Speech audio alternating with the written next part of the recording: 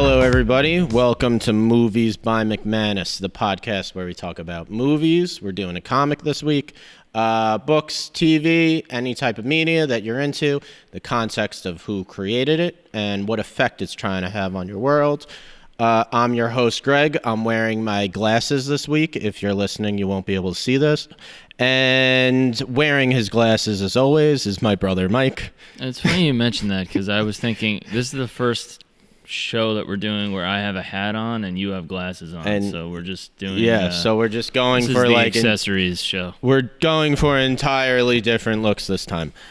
So this week we're going to be talking about Saga, the series from 2012 to 2018. It's currently on hiatus. We're talking about a series that hasn't been completed yet, but it's been off for 2 years, and people kind of see these first 9 volumes of the comic as kind of like a part 1 almost, and when it comes back, it will be like almost like the sequel. So Brian K Vaughan, we'll just talk about him a bit. He was a comic book writer. He was kind of like your standard writer, like he worked for Marvel and DC, and he left because he kind of wanted to write his own stuff, where he didn't want to be, held down by characters who already existed, characters who kind of their personalities have already been fleshed out. And when you're working for like a major company like what a refreshing DC, concept, by the way. Exactly. Yeah. We need another Superman fucking thing. Exactly. But when you're working for a company like DC or Marvel, and you have this character who's been around since, most of Marvel characters have been around since the 60s. Most of DC characters have been around since the 40s. And there's only so much you can really change, and there's only so many real, like, original stories that you can tell with characters that have been around for so long. Yeah, and I mean, not to mention, it's just like, as an audience member, I don't know, I guess there's some people that are into it, but we talk all the time about, I mean, how many fucking Batman movies do you need? Exactly. It just gets so old. And, exactly. And it's like turning out, some kind of fucking product. It's not like... And 2020... what Scorsese got in trouble for saying, essentially. Is that it's not cinema. Right. And 2020 is going to be the first year since 2008 since 2007 that hasn't come out with a Marvel movie. Is that only because of the pandemic? I think it's only because of the pandemic, because... They don't go that... I would imagine they had things in the can already, though, no? They did. They had movies that were supposed to come out this year. So they just don't want to release it because there's theaters are down, or what? Theaters are down. They're not going to do streaming. Really? No. Well... How much money can you make giving it to Netflix? Not they're not going to... Well, Netflix and Disney... Right, true. Disney has Disney Plus. Disney owns Marvel now. They're not going to give anything. Gotcha. There was a Marvel series, couple Marvel series that were on Netflix. Wouldn't it make sense for them to try to have like this big Disney Plus moment? All right, so they kind of just tried that with Mulan. Right. And Mulan was like known as a complete failure. I mean, with streaming, it's hard to get like a... I mean, to be honest though, like, is it really fair to compare like how Mulan would do compared to a Batman movie? I think so, yeah. Or compared how? to... All right, so Mulan was kind of marketed to be a massive success in China. Oh, okay. And if you look at modern blockbusters...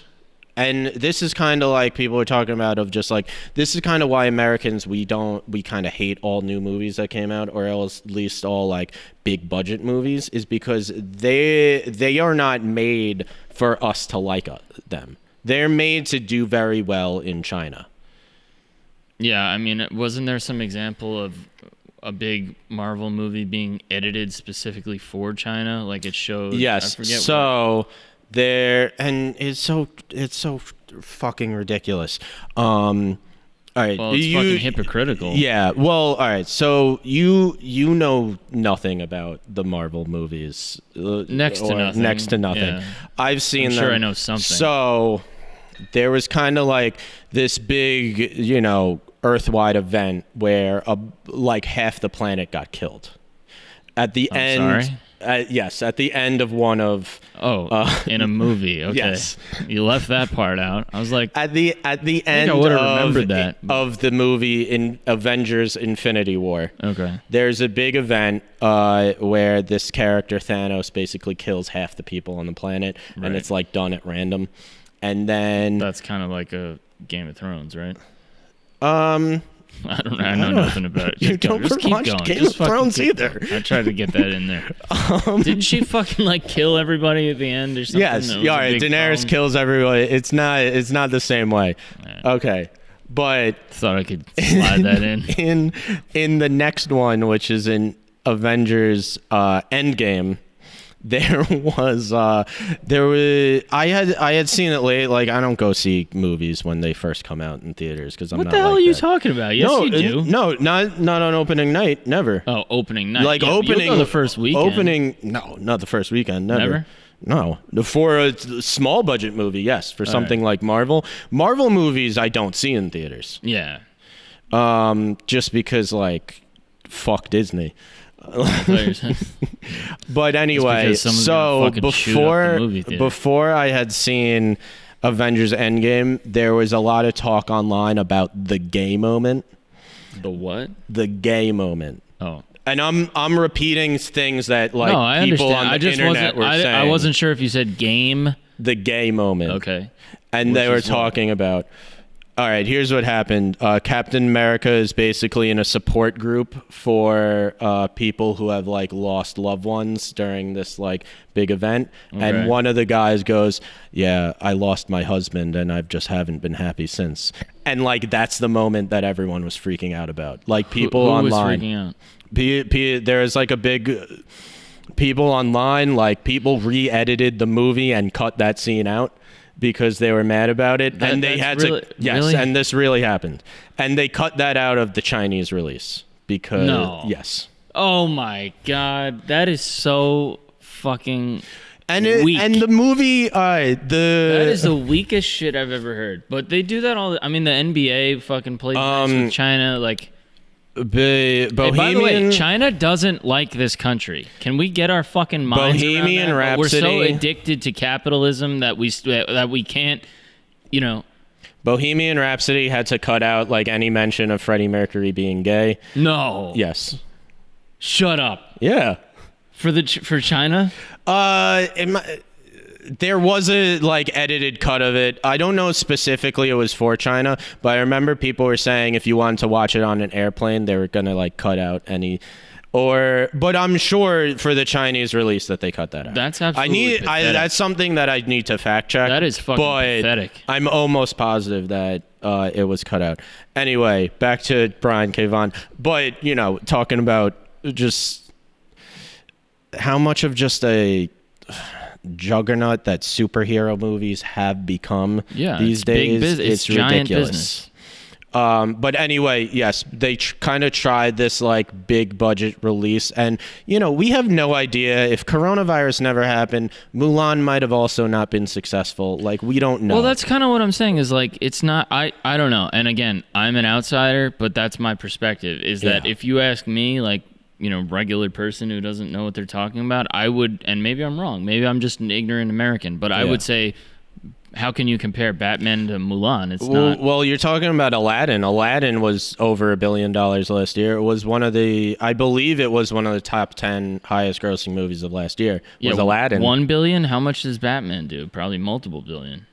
I'm just saying it would make sense. Okay, I don't think either. Batman v Superman might have crossed a billion. Justice League didn't. Joker did, but that was no one thought that was going to happen. Well, Dark Knight Rises, I don't believe did, and The Dark Knight, I believe, did cross over. Dark Knight Rises is that related to what's his name, Nolan? Yeah. That's the third of the Nolan movies. When did that come out now? 12? 2012, because Dark Knight was 8. Dark Knight was 2008. Then he did Inception in between. That was 2010. Yeah. And then 2012. Talking about Christopher Nolan real quick, I have zero interest in seeing his new movie. Which is what? What's his new movie?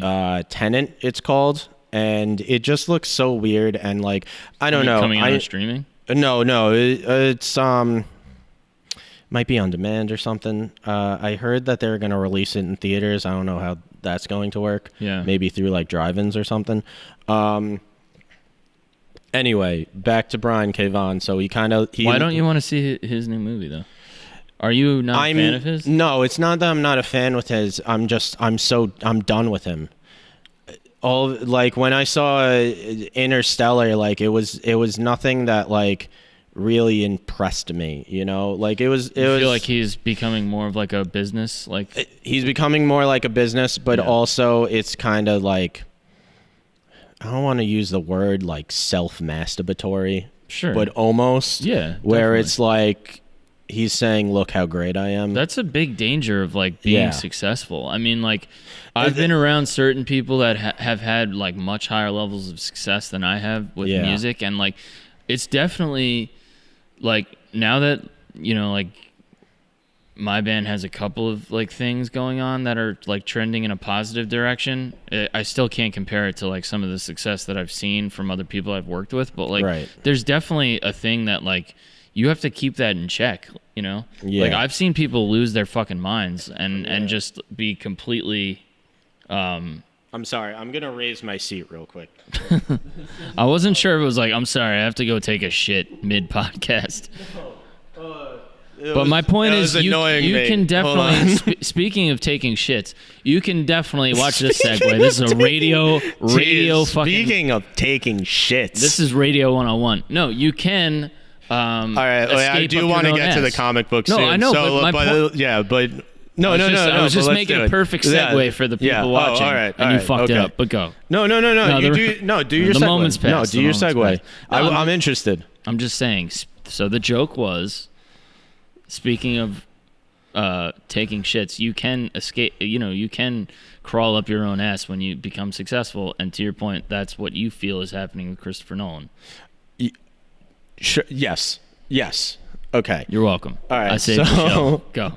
All right, so Brian K Vaughan, a lot of his comics are done through Image Comics, which like is a lot more. You're allowed to create your own characters and stuff. And this was really the series when I first kind of got into comic books. I was very much like Marvel and DC, and when I was like, you know, I want to read something that's not kind of along these lines of these characters I already know. Like everyone in the world told me Saga. So it's about these two, I guess aliens is the right word. You know, it takes place on a distant galaxy who are on different factions of these two planets that are at war with each other. And the main character, Marko, he's kind of, he's captured. He's a soldier. And Alana, who's his guard, they kind of fall in love. And they have a baby together. And they're on the run because basically both sides realize that this is a threat. They've kind of... when Alana first gets pregnant, they're surprised because they've been taught since kids that like these two races can't have children together. And species relations exist like with other planets. Of aliens of different other planets in the book. So it's kind of shown that like pretty much all other aliens do it, but like they've been taught through propaganda specifically to believe that they can't have interspecies relation. Okay. And it's basically because these two planets do not want the war to end. And I talked about in my breakdown kind of about military industrial complex and how you create these forever wars because there are industries that rely on them. Yeah, 100%. And these two people and their baby become a threat because they say if these two races of people realize that peace is on the table, it's all over for us. And I kind of bring like the... America with the Middle East. There's definitely like a correlation to that. Well, we should mention in preparation for this episode, we also watched the 2005 documentary Why We Fight, which deals with this issue of the military-industrial complex and just how, Yes. the reasons for like the title suggests, the reasons that we fight the war are oftentimes not what is sold to the public through the media, and that a lot of times these companies have interests in military contracts, and because of that, certain jobs around those contracts and those companies that are supplying these weapons it's tied into jobs for your demographic. Exactly. And it keeps the politicians vote for the bills because it produces the jobs and it keeps them in was office. Something it doesn't matter. My chair keeps falling down, but it doesn't matter. The people who are watching this on YouTube are going to be like, Greg's like slowly getting smaller. And the people listening have no idea what the fuck you're talking about. Will have no idea what I'm talking about. But they said, I forget which company it was. I think it was Lockheed Martin was saying that when we have a jet, we make sure that one piece of that jet is produced in each of the 50 states. That at least one piece is produced in each state. So that way, there's no state who's going to vote against giving us, because we're giving jobs to every state. Oh man, I must have missed that part of the documentary. Yeah, that makes a lot of sense. So about the documentary, Why We Fight, this is something we kind of did with Where the Bodies Were Buried, with the Whitey Bulger book, where we watched a documentary. I like this idea of going forward to just do like, whenever we're going to do a comic or a book, we'll suggest like a documentary to go along with it. That's kind of like a companion piece. Yeah, well, to the sort of mission statement, if you will, of our show, it's like in the context of the effects that or the influences, whatever you want to call it, that how it lives amongst the rest of the world. Yeah. And I feel like with this Why We Fight, about just, look, people are lying to you about the real reasons we go to war. That's happened throughout history. Yeah. And thinking it's not happening now, you're living in a fairy tale. Yeah, and also, when you have, like a Trump or someone, specifically Trump now, like talking about, getting rid of the post office, or the, sort of like sowing the seeds of authoritarianism. There's no other way to say it. No, there is no other word. No, I know. You're absolutely right. And it's just like, but people don't think that could happen. But it's like, well, first of all, just look back in history, and there's plenty of examples of it. It's almost like he's playing out of like a playbook. That's just kind of like, we've seen all these moves before. And like Vietnam, the Gulf of Tonkin. Pick an example. The U.S. military with the Gulf of Tonkin lied about a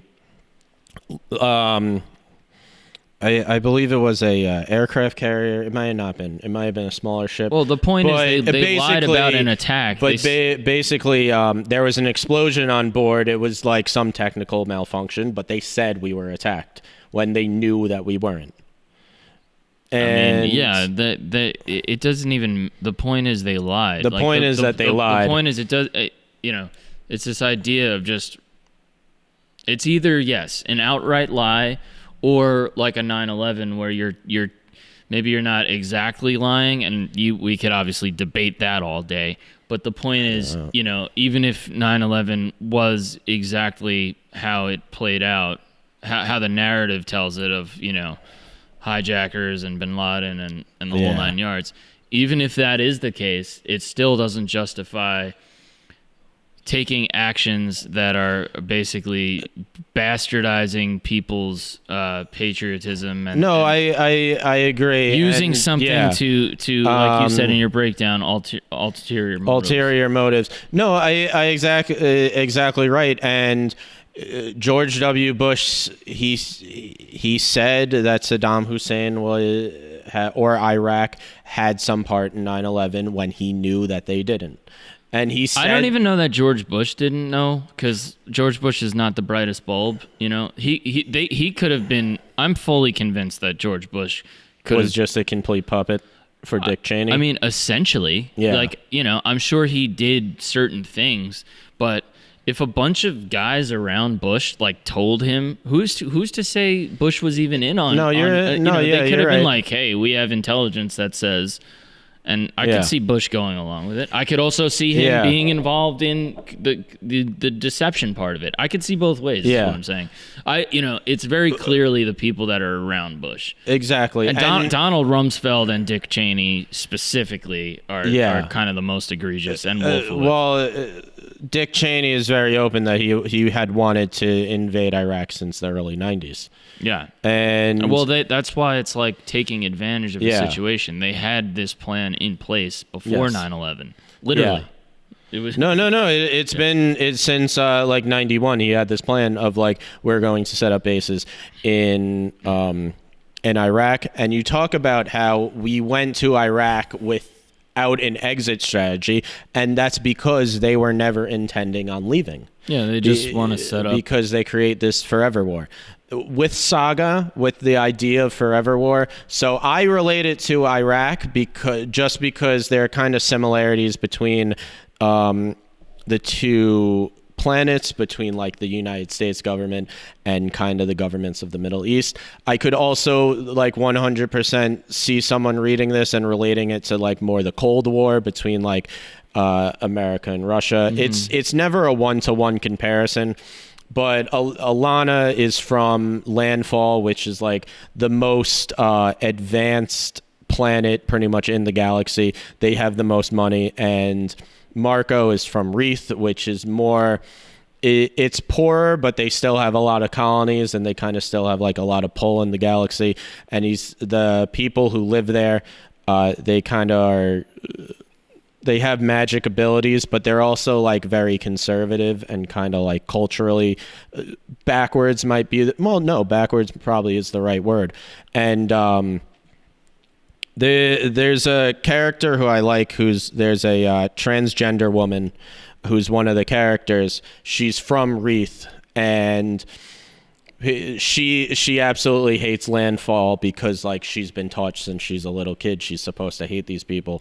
And the daughter, when whose name is Hazel, when she kind of gets older, because the book series goes over several years, says to her like, you keep saying that you hate these people, but on Wreath you're not accepted as being trans, and on Landfall you would be. And like she doesn't see it this way. She sees it as like, no, these people are my enemy. And it goes to like, the propaganda machine as well of, you don't know really why you hate these people. You just know you do. Well, you know what you've been told. You know what you've been told. And in Saga specifically, these two groups aren't 100% sure why they're supposed to hate each other. They just know they're supposed to do it. Yeah. Well, I mean, it's like anything. Ignorance, breeds hate. And if you just get to know someone, within seconds or minutes, you could realize like, I don't actually hate this person. I just, I never knew a Russian guy, but like within 30 seconds, I'm like, oh, you seem nice. Like, to speak to the Cold War example, and there's the Cold War example. I mean, it's kind of a conspiracy theory-esque, so maybe I shouldn't say it, but I have heard theories of people trying to say that like America and the Russians were actually more collaborative, and that it was really more to spend money on the military, of you create someone as an enemy so that you could build up. And that's 100% true. Like, I mean, look at the bombing of Japan. Japan, as they say in the documentary, was trying to surrender. We're speaking about World War II, the nuclear bomb. And, basically we wanted to drop a nuclear bomb because we basically ignored their request to surrender. Harry Truman wanted to drop the nuclear bombs. Which is basically just as a show of force for the rest of the world of like, we're the top dogs. Right. I forget the general's name who comes in right afterwards, who was talking about Patton. No, not how did I forget the president after Truman?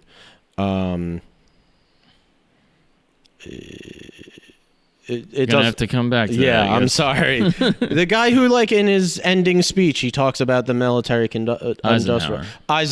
Eisenhower is one of the top generals, and he's very much against it. He's saying Japan is trying to surrender. We should just take them, like, we should just let them surrender. And there is a myth around the ending of World War II of, like, yeah, we dropped the bomb and it was horrible. Like, we dropped 2 atomic bombs. That's horrible. But way more people would have died if we invaded Japan and they were giving us no other choice.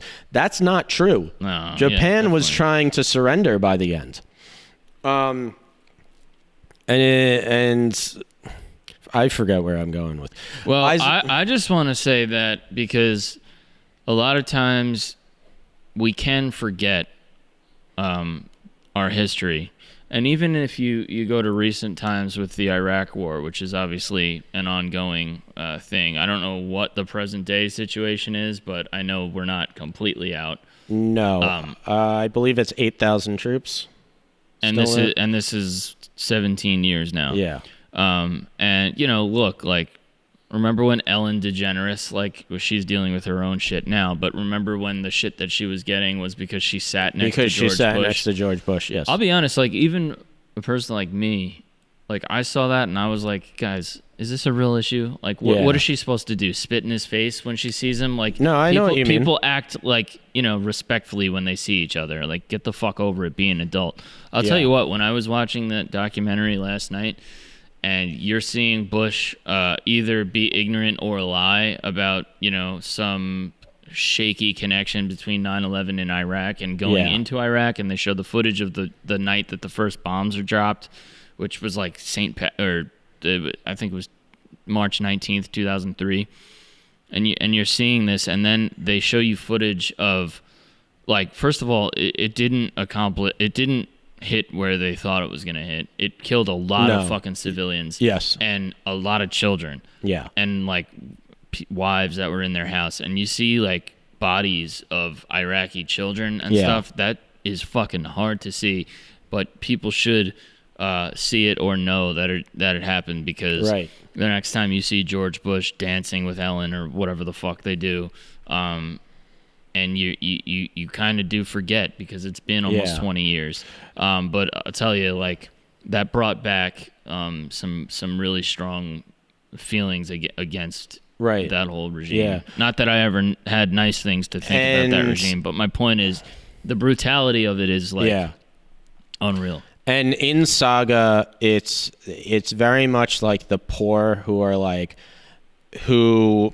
get the worst of it. I said that there's landfall and there's wreath, but there's a truce between them, that even though they're at war, that no fighting will take place on the, like, home planets. So all the fighting takes place on the colonies, and it's the people from the poorer colonies who kind of get, like, the worst of the war.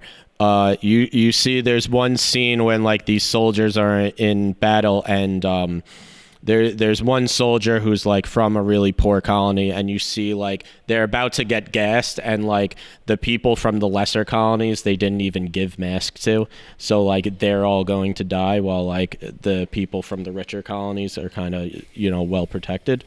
And there is, like, kind of this class divide of the poorer suffer because the rich are so much more preoccupied with the war and spending and budgets and their profits, and the poor are kind of neglected. I mentioned, like, he becomes a villain later on. There's a character named Dengo who... There's kind of a planet of people who is, like, it's one of Landfill's wealthier colonies. They're called the Robot Kingdom. They're kind of like... They're robots, but, like, they have organs and stuff, and it's, like, it's kind of hard to explain. But basically, there's, like, a pandemic outbreak, and the disease is, like, 100% treatable.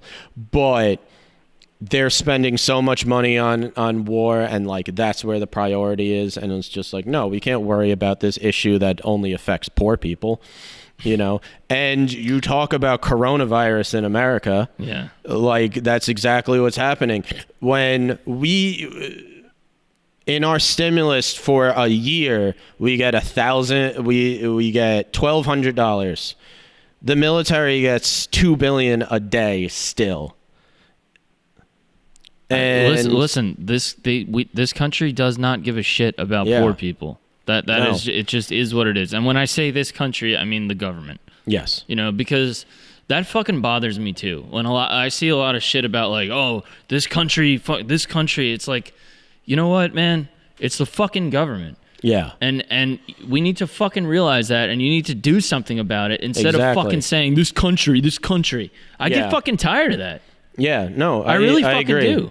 do. Like, do some act and fucking, of course, vote. But everybody says that. But fucking, like, really try to change something. Try to fucking get involved.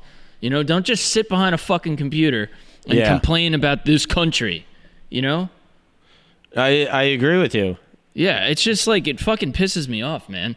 And then it's like you go and you I don't know, man. It's just, but yeah, like, people need to be fucking held accountable. You see the character Dengo, like you especially like sympathize with, where like he takes like the robot princess and murders her and kidnaps her baby, but you understand like why he's doing this. Of basically like, my family was affected by this disease, you did nothing, so now I'm coming after you, and you sympathize with that character. Like, you get exactly where he's coming from, especially living in this country, especially living somewhere that's so preoccupied with the military. And again, it comes back to forgetting about history. In the documentary Why We Fight from 2005, there's a great quote where they said, "This is not the United States of America, it's the United States of amnesia." Because nobody remembers what happened in the previous generation, right, or other generations. And you know what's going to happen? Because of this fucking shit with the pandemic, and that they shut down all these fucking small businesses and didn't help them out at all. Yeah. And then when they're going to go reopen things, people that are left who haven't already been kicked out, you're going to drop the landlords are going to drop a bill on them for 6 months of back rent. Yeah. Guess what? They're not going to be able to pay that. And then you fucking don't extend unemployment. Yeah. No, they didn't. Yeah. You're walking on fucking thin ice. Exactly. And there's gonna be a fucking revolution. But and no. Yeah, no. Like, I don't know how that's gonna come, but if you think people are gonna put up with that shit, go do your history. Yeah. About empires that have fallen. And if you really give a shit about this country, get your fucking head out of your ass and enact some actual change. You're right. And enact some help the people of this country before they fucking turn on you with a fucking gun. Yeah. Because it's gonna happen. They're not going to listen. All right. Then this country is going to be over. Do they understand that? They're making so much money.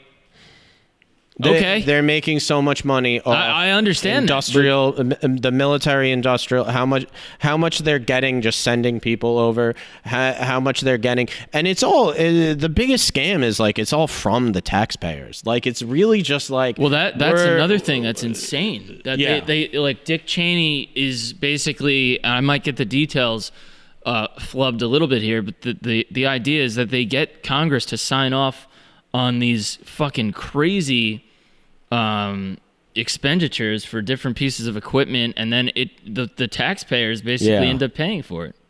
Yeah, no, exactly. And I really do think that's the scam. It's just like get money from the poor to the rich. Whether it be taxes or like there's a new thing everybody has to buy just to keep up with everything else. Talking back to Saga, so I mentioned like the two kind of planetary governments are like colluding together, and that it seems like there's massacres on both sides. But when a massacre happens, it's like both governments are working together to sow hatred on either side. And there's this big kind of event that's later on in the series where there's this comet that it's like heavily populated with people who are from colonies like on either side of the war, and the two governments basically come together and decide like they're going to destroy this. And slaughter all these people to basically sow more hatred for either side, because people are starting to realize that maybe peace can happen and we need something big. And it's like this really like sad event where like the main characters are on there, and like the child Hazel, this is when she's a bit older, and like she befriends this like little kid whose family lives on this comet, and like they know that it's about to be destroyed, and like they want this kid and his family to kind of leave with them. And when I bring up like religious fanaticism, the reason like this family won't leave the comet is because their religion like forbids them to. And one of like the most heartbreaking scenes in the entire series is basically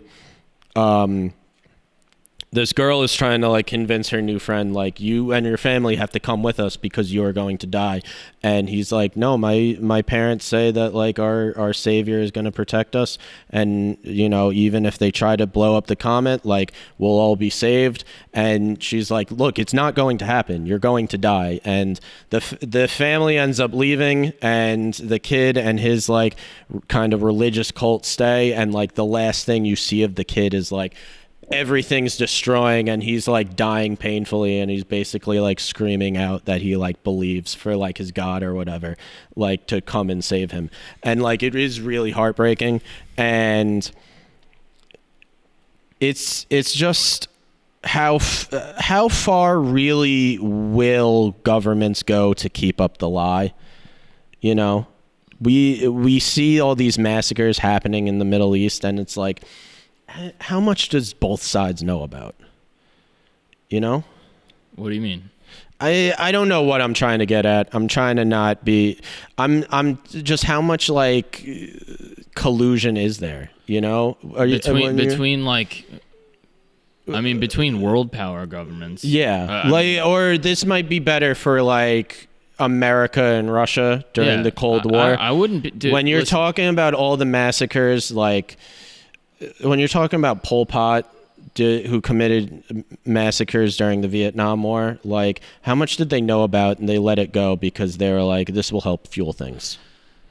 Yeah, this might be me getting more conspiracy theory. No, I don't think. I think it's super. I mean, look, why haven't the United States, China, and Russia really had a war? Can you answer that question? It's the same reason That's what I'm saying. It's the same reason why Wreath and Landfall don't have a war. That's what I'm saying. Because, well, I think everyone's doing well. Yeah, they don't want to. They're making so much. They're making so much money having all the smaller countries do their wars for them. Right. And that's what happens in Saga, of like these two planets that are these superpowers who realize, like, let's stay out of each other because it's mutual assured destruction. And also, you know, who wants to ruin a good thing? We're making so much money with this. That's what happens in real life. That's 100% what's fucking happening with the U.S. and Russia right now. Yeah. With you're talking about all the shit that's going on in Syria and in Iraq. Yeah, we know what's fuck's going on. The government tries to make it like, Trump has business dealings in Russia. Yeah. Really? He's a fucking... That's what he does. He fucking develops shit. Yeah. Like, yeah, no shit. You think he has a backbone when it comes... Right. No.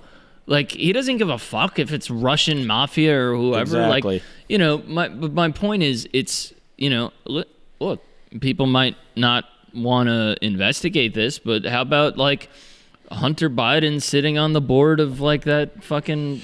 I don't know. I mean, it's sketchy as fuck. Well, listen, it's sketchy as fuck. And you know what? Like, people are afraid to fucking say the first thing potentially negative about their own side.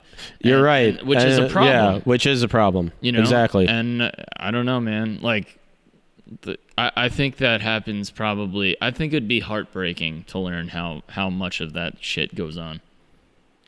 And you know what else? It's just a funny side note of like, there's a character named Gale who he's kind of like the mastermind of this, like... Was it Ukrainian? A Ukrainian company, not Russian company with Hunter Biden? I just want to... Burismo is the smart company. People. We don't. I believe it's smart, Ukrainian. Yeah. Anyway. Yeah, because Trump was trying to get info from the Ukrainian government, Right. about it. Or anyway, there's a character named Gail who's. How about these debates that are coming up? I'm not excited.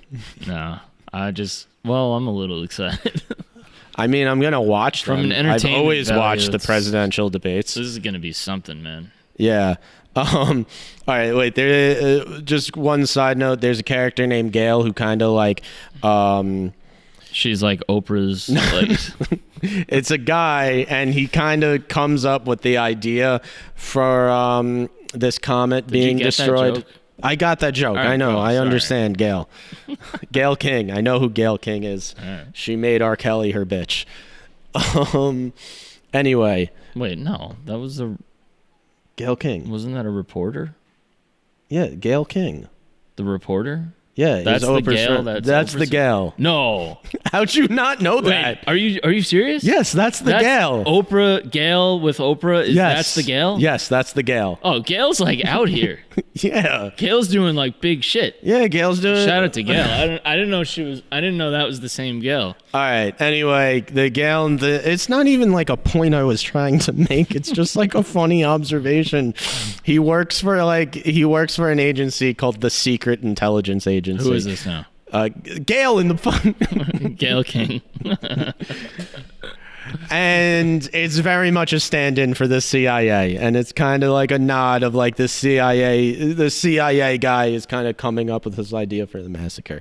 We're talking about like the military-industrial complex and Gail King, but this is like, it is kind of the main ongoing thing of the story of the series Saga, but more so than anything, it's really just about like a family like trying to stick together under like the worst circumstances ever.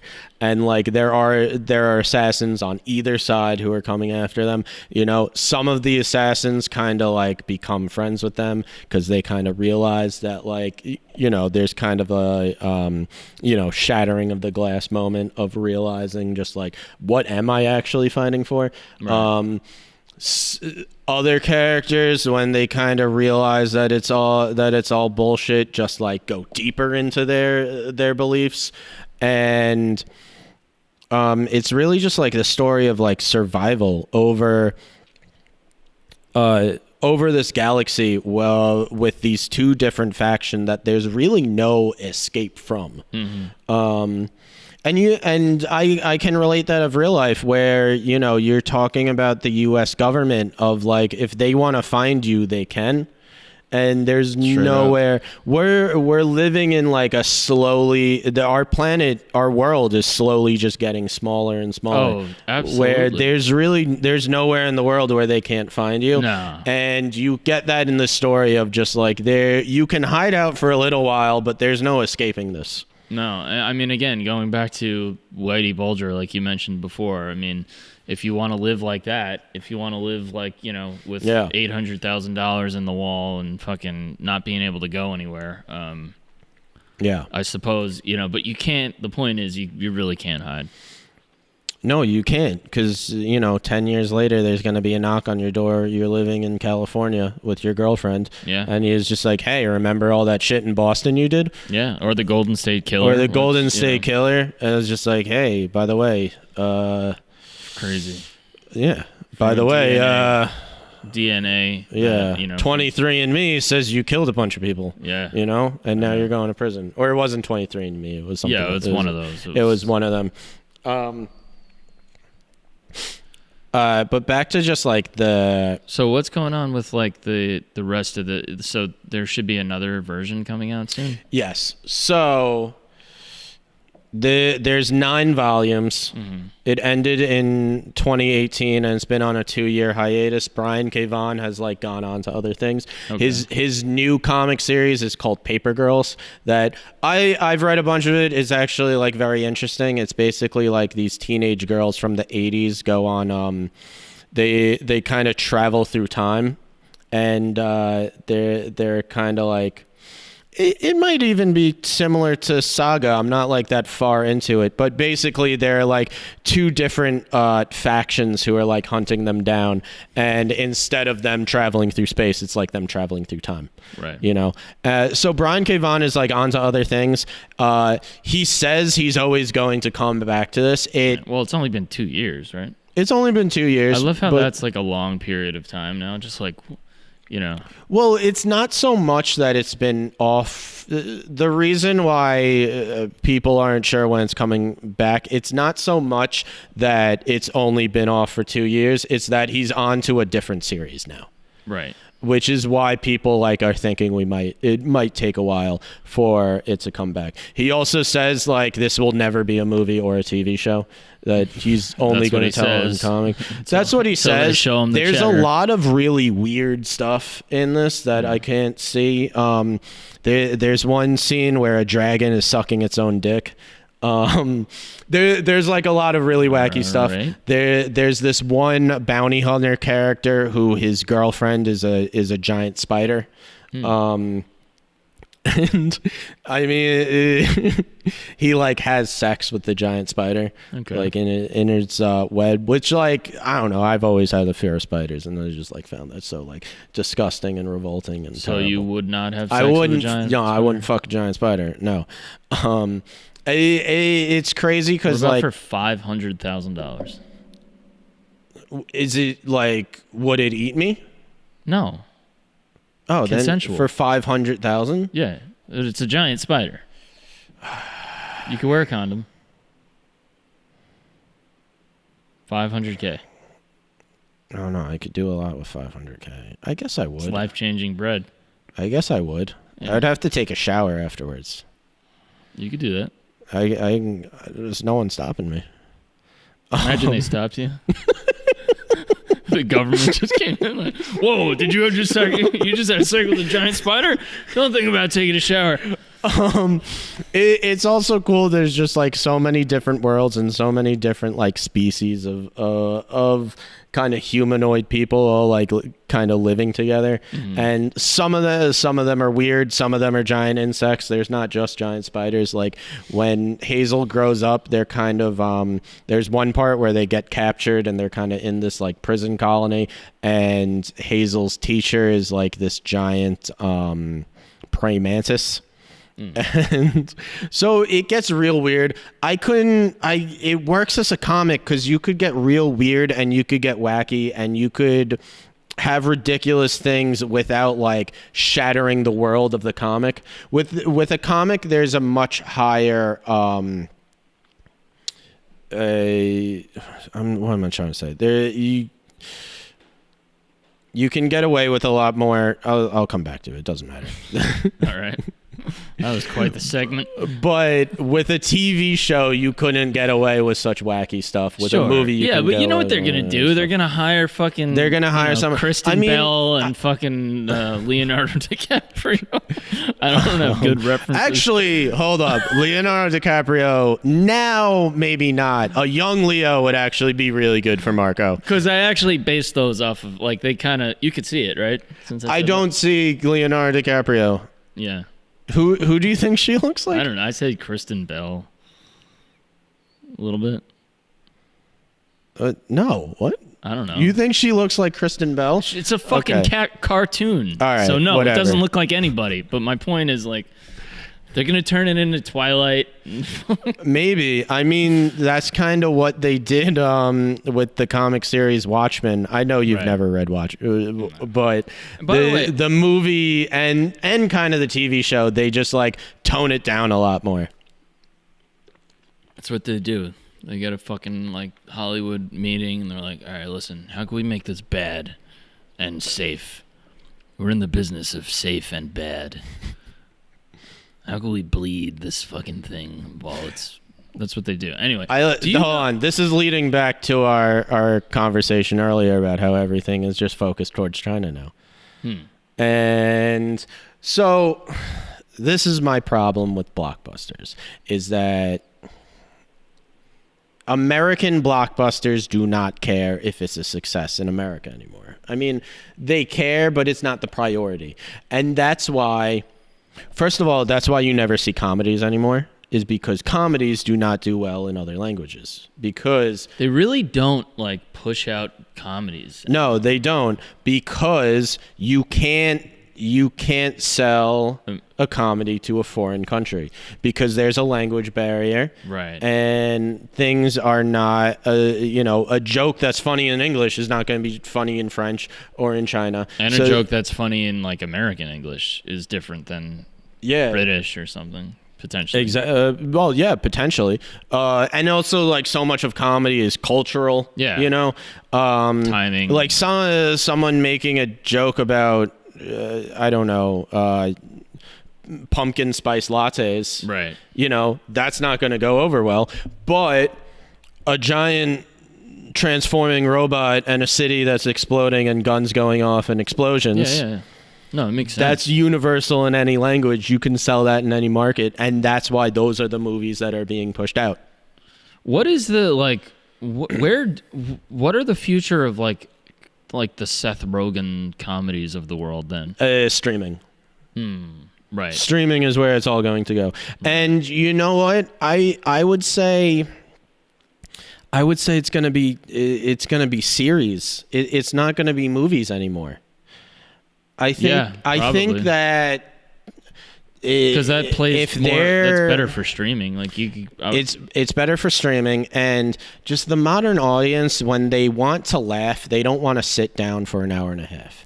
They want to sit down. They want to sit down for a half hour. They want half-hour increments, and they want characters that they recognize. I mean, you talk about Seth Rogen; he's playing the same character in every movie. There's a reason for that, because you walk into a Seth Rogen movie, you know that character. Dude, it's so interesting to hear you say that, and like that's why I like to pick your brain, because you're in the industry. But like, I noticed like myself, like with my viewing habits, like lately what I've been doing is like I have like one big thing that I'm like working through, and then like I'll break that up by like watching half-hour things. Okay. You know what I mean? Like I'll start a documentary. My Netflix queue will be like I'll have an hour and a half documentary going. Oh, like, I've noticed this because you were watching the Conor McGregor documentary. Yeah, and that was a great one. Like I was just watching like I have not seen the Conor McGregor one. I don't know. Well, my point is like it's just like it's something. Watching 20 minutes of that is like awesome. Oh, okay. You know? Like, do I want to sit there and watch like Conor McGregor be Conor McGregor for an hour and a half? Not really. But like for 20 minutes at a clip while you have a cup of coffee, it's like it's pretty cool. But anyway, it's interesting. Another question I had: do you know anything about like the business of comic books? Like to me, this is interesting. Like what's the distribution process behind this? Is it similar to like a book, or is it more similar to like a movie? Like I don't know if you know the distribution process. Well, just like what are the economics of like comic books? You know, I know. I don't know. Besides DC and Marvel, Image is probably the third biggest. This is I would say this is Image. Image also you've obviously heard of The Walking Dead. Yeah. Image does The Walking Dead also. Image, it's all about like their original characters and a story that is intended on one day ending. You know, like they're going to have a complete arc, kind of like a TV show. So they're not going to do like a Wonder Woman or an X-Men that you can have 1,000 and it will go on forever. What's the audience for this? How big is the audience for something like this? For something like this? Yeah. Pretty big. A lot of people are into comics. Yeah. Yeah. For something like this, it would go a bit older. I'd say it's like in the United States? In the United States, yeah. Probably 18 to like 34, maybe. No, sure, but I mean, as far as like volume, like how many? I don't know. I don't know volume. Yeah, I'm curious. I don't know. But something like Saga, you could like any comic book store is going to have Saga. Yeah. In it. Like this is like pretty mainstream as far as it comes to like comics. Not mainstream. Mm-hmm. Like there are so many. There are so many comic collectors who are like, I'll either do DC or Marvel, and that's it, and they don't want to do anything else. Yeah, that seems kind of lame. There are also people who are like hardcore, either one way or the other. Like they'll only do DC or they'll only do Marvel. Right. you're into like whatever? I'm into whatever. There was a time when I first got into it, I really only stuck to DC and Marvel because they were characters that I kind of recognized, which I should say that for people who never really read comics or, you want to get into it, but you haven't really. Saga is not the one to start with. Right. Find a character like, for me, it was Batman, of just like, everything about this guy and you can just jump right into it. Like you could pick up the newest Batman right now and know what's going on. So there's still, this is like a real dumb question, I'm sure, but they're still producing like new Batman comic books? Multiple. He has multiple different ones coming out, so they probably do like 4 a month, and it's all different storylines. And you could just pick one up, and it doesn't like matter. Like, oh, you missed like this last season. Like, no, it's usually they'll go like in arcs. So comics, there's either issues or like trades. So like these that I have on the table, these like bigger ones, these are all called trades. That's basically, if in this one there's like probably 6 issues. So if you're going one and you're just picking up like a monthly issue, a small one, it's one piece of a story arc. But if you go in and you pick one like this, then it's one complete story arc. And sometimes it will be like, a story arc will take over like 2 trades, but like it will be numbered. Image Comics, though, you gotta start from the beginning because it's a continuous story. It's not going to be a character that you recognize or that like there's been 1,000 things about. I started with Batman, and I kind of, for the beginning of like when I really got into comics, I stuck with either DC or Marvel, just like someone who I knew.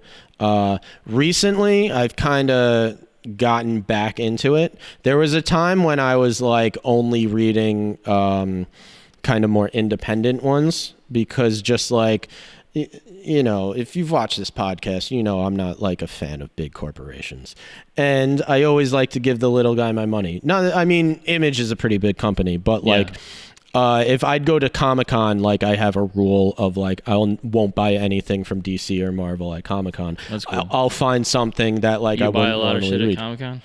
Yeah, I'll spend like $200 on comic books. You go every year, right?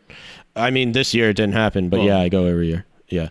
Cool. It's a lot of fun, honestly. Like, even if you're not into comics, like, just go and like drink and have a good time. I'm one of the few people, like a lot of people like judge me for this. I'm like one of the people that I like to drink and go to Comic-Con. There are a lot of people that will like look at you like you're an asshole, but I think it's fun. Fuck them. Yeah. I mean, like we're going to an event. We're doing nerd shit. Like you don't want me to be drunk for this. Like fucking come on. No, yeah. Nerds are gonna nerd. Nerds are gonna nerd. Let's put a bow on this sucker. Let's put a bow on this. Saga is great, but if you're not really into comics, it's not where I would start. It's very weird. Go for more of the mainstream ones first, and then work your way into the weirder ones. That's my suggestion. At least if you are into more of the mainstream ones, the DC or the Marvel, and you want to branch out and you want to find something that's, not your typical stuff of a character you don't really know, Saga is a good one to start with. Also, governments fucking lie to us about war. Anytime someone is having an excuse to go to war, you can guarantee there's an ulterior motive. You can guarantee that ulterior motive is money. And just something that was really powerful about the Why We Fight documentary is there's a lot of military people in that documentary, and a lot of people that are either involved with the making of arms or John McCain was in it. Yeah, John McCain, which I kind of think he just hates Bush and Cheney because of the fucking dirty things they did to him in the 2000 Republican primary, because John McCain is kind of a war guy. But anyway, but there's one thing that one of the one of the people in the documentary say, and this is, I believe, a military person or someone involved in the U.S. government, and they basically said, I wouldn't let my children go into war over Iraq or Afghanistan or any war that's perpetrated by the U.S. government now, because you're not actually protecting the country. You're basically just on this mission of, furthering the capital gains of everyone involved in the military-industrial complex. So I thought that was pretty powerful. I thought so too. All right. So this has been the Movies by McManus podcast. We talked a bit about movies. We like to branch out though. This podcast isn't specifically about movies. It's alliteration. Yeah, it's alliteration. It's Eminem. MBM. You can't get more perfect than that. Right. I'm your host, Greg. If you like this podcast, you can check out our YouTube channel where, each week I'm going to do a smaller breakdown of each, comic or movie that we're talking about that week. You can also follow us. Or whatever you're talking about. Or whatever I'm talking about, because whatever we want to do, we're going to do. We're not going to put limits on ourselves. Also, check us out on social media at Movies by McManus. I'm Greg, my brother Mike. Thank you. Thanks for Thank checking you. it out. We're Thanks for both hanging out wearing with us. glasses, and have a good night. And that's it for us. Later.